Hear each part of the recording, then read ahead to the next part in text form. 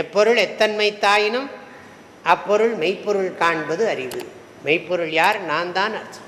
சார்பு உணர்ந்து, சார்பு உணர்ந்து நான் அர்த்தம், அது எப்படி வேணாலும் அர்த்தம் பண்ண. அந்த குறள் இருக்கே, அந்த குறள் அவ்வளவு ஃப்ளெக்சிபிளாக இருக்குது, சௌரியமாக இருக்குது.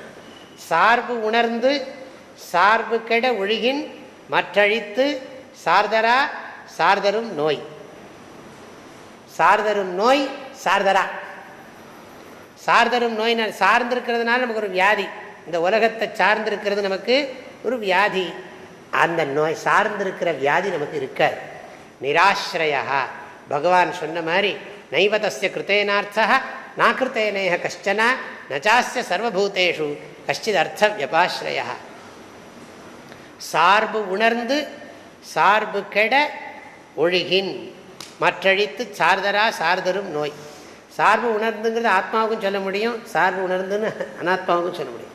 அனாத்மாவை நம்ம சார்ந்திருக்கிறோங்கிறத உணர்ந்து சார்பு கெட அந்த சார்ந்து போகிறத விட்டோமானா, ஒழுகின் தொடர்ந்து அப்படி இருந்தோம்னா, மற்ற அழித்து அதையே அதனுடைய காரியங்களெல்லாம் அழித்து சார்தரும் நோய் சார்தரா, சார்தரும் நோய் அழித்து சார்தரா, இப்படியே சொல்லிட்டு இருக்கலாம். வாழ்க வள்ளுவம், வளர்க மனிதநேயம்.